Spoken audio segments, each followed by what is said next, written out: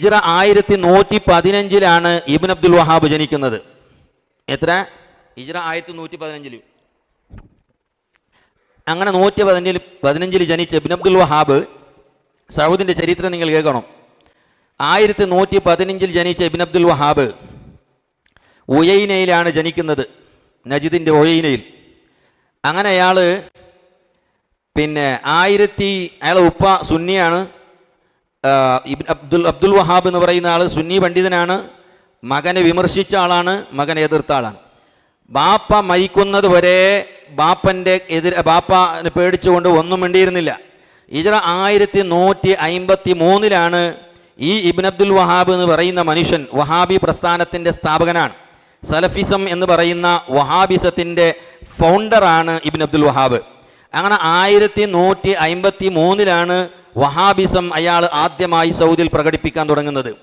അങ്ങനെ തുടങ്ങി മുഹമ്മദ് സൗദ് എന്ന് പറയുന്ന ഉയൈനയുടെ ഭരണാധികാരി, അന്ന് അവിടുത്തെ ഭരണാധികാരിയായിരുന്നു, അമീറായിരുന്നു. അമീറിൻ്റെ ഭാര്യയുമായി ബന്ധപ്പെട്ടുകൊണ്ട് ഭർത്താവിനെ സ്വാധീനിച്ചു ഇബ്ൻ അബ്ദുൽ വഹാബ്. അങ്ങനെ സ്വാധീനിച്ചുകൊണ്ട് ഈ ഭരണാധികാരിയും ഇബ്ൻ അബ്ദുൽ വഹാബും തമ്മിൽ ഒരു കരാറുണ്ടാക്കുകയാണ്. ഇത് ഞാൻ വെറുതെ പറയുന്ന ചരിത്രമൊന്നുമല്ല. സലഫികൾ തന്നെ താരീഖ് നജ്ദ് എന്ന് പറയുന്ന, ഉൻവാനുൽ മജ്ദ് ഫി താരീഖ് നജ്ദ് എന്ന് പറയുന്ന വഹാബികളുടെ തന്നെ, സലഫികളെ തന്നെ ചരിത്ര പുസ്തകമുണ്ട്. നോക്കൂ. അതേപോലെ തന്നെ ഇബ്നു ബിഷീറിൻ്റെ മറ്റൊരു താരീഖുണ്ട്. ഈ 2 താരീഖിലും പറയുന്ന ചരിത്രമാണ്. അങ്ങനെ ഭരണാധികാരിയുമായി ഒരു ഒപ്പന്തം, ഒരു കരാറ് നടക്കുകയാണ്. എന്താണ് കരാറ്? ഭരണത്തിൻ്റെ വിഷയത്തിൽ ഭരണവുമായി ബന്ധപ്പെട്ടുകൊണ്ട്, അതായത് അന്നുള്ള മുസ്ലിമീങ്ങൾക്കെതിരെ ഒരു പടയോട്ടം, മുസ്ലിമീങ്ങൾക്കെതിരെ സുന്നികൾക്കെതിരെ ഇയാളെ പുതിയ ആശയം നടത്താൻ വേണ്ടി ഈ ഭരണാധികാരിയെ സ്വാധീനിച്ചുകൊണ്ട് ഒരു യുദ്ധത്തിന് ഇറങ്ങുകയാണ്.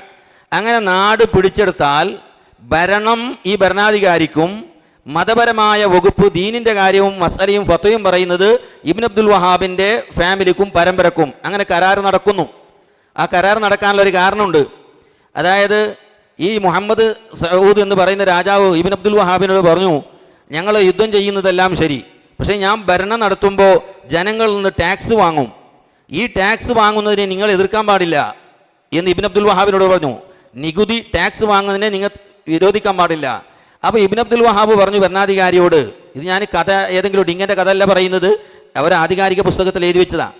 അപ്പോൾ അയാൾ പറഞ്ഞു, ഇബ്ൻ അബ്ദുൽ വഹാബ് പറഞ്ഞു, എന്നാൽ അതിനേക്കാളും നല്ലൊരു വിഷയം ഞാൻ പറഞ്ഞു തരട്ടെ എന്ന് വെച്ചു. എന്താണ് അത്?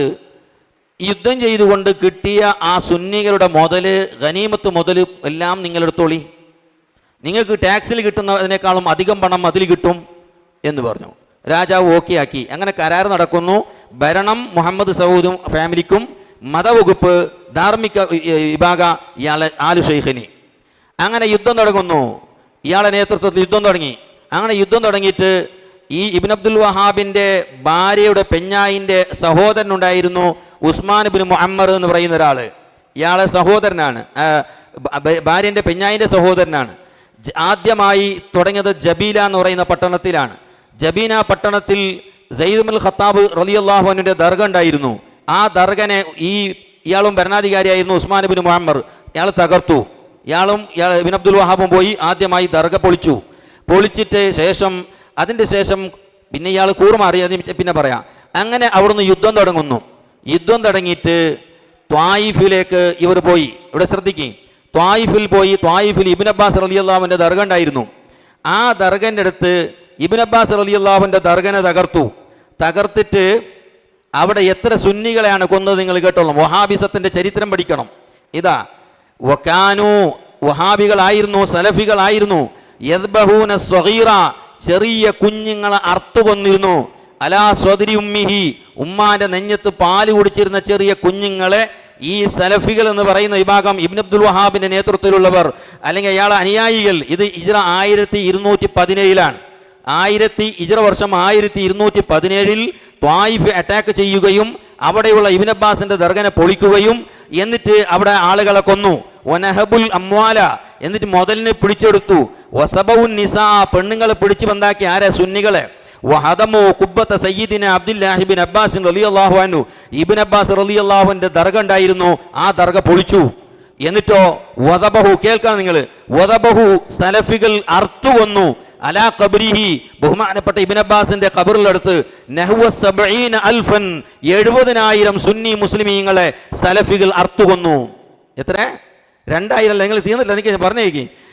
ഗുജറാത്തിൽ 2002 കലാപുണ്ടായപ്പോ ഫാസിസ്റ്റുകൾ കൊന്നത് 2000 മുസ്ലിമീങ്ങളാണെങ്കിൽ വഹാബികൾ ത്വായിഫിൽ വെച്ച് കൊന്നത് കേവലം ഒറ്റൊരു സ്ഥലത്ത് ത്വായിഫിൽ മാത്രം 70,000 വരുന്ന മുസ്ലിമീങ്ങളെയാണ്.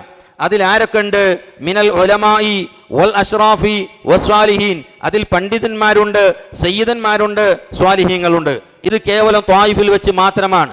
മക്കയിൽ നടത്തിയത് വേറെയുണ്ട്, മദീനയിൽ നടത്തിയത് വേറെയുണ്ട്, കർബലയിൽ നടത്തിയത് വേറെയുണ്ട്.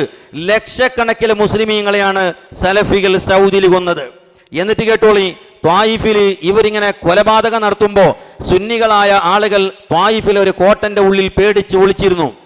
അപ്പൊ ത്വായിഫിൽ അവിടുന്ന് പുറത്തേക്ക് പോകുന്ന റോട്ടിൻ്റെ അടുത്ത് നാക്കാബന്തി ഉണ്ടാക്കിയിട്ട് സലഫികൾ പറഞ്ഞു, നിങ്ങളെല്ലാവരും ശരണായിട്ട് പോകുന്നുണ്ടെങ്കിൽ ഞങ്ങൾ നിങ്ങളെ വിടാം, പക്ഷെ നിങ്ങളെ സ്വത്തും കാര്യങ്ങളെല്ലാം വിട്ടിട്ട് പോകണമെന്ന് സലഫികൾ പറഞ്ഞു.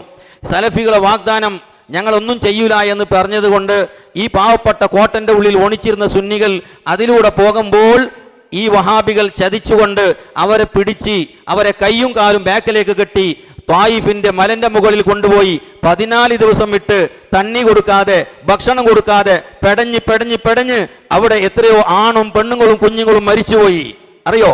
എന്നിട്ട് ആ മുസ്ലിമീങ്ങളെ മയ്യത്ത് പോലും സലഫികൾ മറമാടാതെ ആ മയ്യത്തിനെ നായ്ക്കളും പന്നികളാണ് അവിടെ കൊന്നത്. ഇത് എന്റെ വകയിലല്ല, 30-ലധികം ചരിത്ര കിതാബുകൾ എൻ്റെ കയ്യിലുണ്ട്. 1-2 അല്ല, 30-ലധികം ചരിത്ര കിതാബുണ്ട്, ഇംഗ്ലീഷ് പുസ്തകങ്ങളുണ്ട്, എല്ലാം ഉണ്ട്. ഞാൻ നിങ്ങൾക്ക് വേണമെങ്കിൽ ആധികാരികമായി തെളിയിക്കാം. നിഷേധിക്കാൻ ഏതെങ്കിലും ഒരു ആൺകുട്ടി വഹാബികളെ കൂട്ടത്തിലുണ്ടെങ്കിൽ മുന്നോട്ട് വരണം, ഞങ്ങളാണ് കൊന്നിട്ടില്ല എന്ന്. അപ്പോൾ അത്രമാത്രം ആളുകളെ കൊല്ലുകയും സൗദി അറേബ്യ പിടിച്ചെടുത്തവരാണ് സലഫികൾ. ആ പരമ്പരയിൽ വന്ന ആളുകളാണ് ഈ ഫൗസാനും ഇവരിപ്പോൾ പറഞ്ഞ ഇബ്നു ബാസും അതുപോലെ തന്നെ ഉസൈമീനും. ഈ പറഞ്ഞതൊക്കെ ഈ ആലു ഷെയ്ഖിന്റെ പരമ്പരയിൽ വരുന്ന ആളുകളാണ്, അല്ലെങ്കിൽ ആ ആശയം സ്വീകരിച്ചവരാണ്, അവരുടെ സിദ്ധാന്തങ്ങൾ സ്വീകരിച്ചവരാണ്. അവർ പറഞ്ഞതാണോ ലോകത്തുള്ള മുസ്ലിമീങ്ങൾക്ക് തെളിവ്?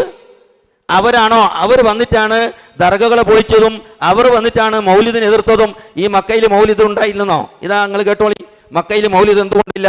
ഇത് കാണുന്ന കിതാബ്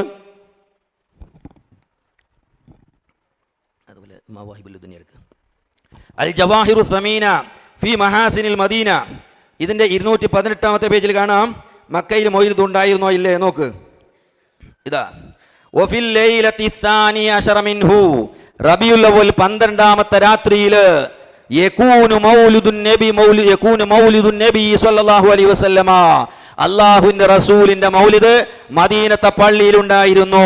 വശറഫ വകറമ വമജ്ജദ വഅല്ലമ, സുബ്ഹാനല്ലാഹ്. അപ്പൊ മദീനത്തെ പള്ളിയിൽ റബീഉൽ അവ്വൽ 12-ന് മൗലിദുകൾ ഉണ്ടായിരുന്നു എന്ന് മഹാന്മാർ അവരെ ഗ്രന്ഥത്തിൽ രേഖപ്പെടുത്തുന്നുണ്ട്. ഇനി നോക്കി, ബഹുമാനപ്പെട്ട ഇമാം ഖസ്തല്ലാനി അദ്ദേഹത്തിന്റെ മവാഹിബുൽ ലദുനിയ നോക്കി, വലാ സാല അഹ്ലുൽ ഇസ്ലാമി, ഇസ്ലാമിലെ ആളുകൾ മുഅ്മിനീങ്ങളായിരുന്നു, മക്കയിലും മദീനത്തും എല്ലായിടത്തും യഹ്തഫിലൂന ബിശഹരി മൗലിദിഹി അലൈഹി സ്വലാത്തു വസ്സലാം, നബി സല്ലല്ലാഹു അലൈഹി വസല്ലം തങ്ങളുടെ റബീഉൽ അവ്വൽ മാസത്തിൽ വലിയ ആഘോഷങ്ങൾ നടത്താറുണ്ടായിരുന്നു. വയഅമലൂനൽ വലായിമ, വലിയ ഭക്ഷണ സദ്യകൾ അവർ ഉണ്ടാക്കാറുണ്ടായിരുന്നു. വയതസദ്ദഖൂന ഫീ ലയാലിഹി, അന്നത്തെ രാത്രികളിൽ അവർ സദഖ ചെയ്യുകയായിരുന്നു. ബി അൻവാഇ സദഖാത്ത്, വ്യത്യസ്തമായ സദഖകളെ കൊണ്ട്. വയുദ്ഹിറൂന സുറൂറ, അന്ന് അവർ സന്തോഷിക്കാറുണ്ടായിരുന്നു. വയസീദൂന ഫിൽ മബറാത്ത്, അവരൊക്കെ ഒരുപാട് നല്ല കാര്യങ്ങൾ എന്ത് ചെയ്യാറുണ്ടായിരുന്നു.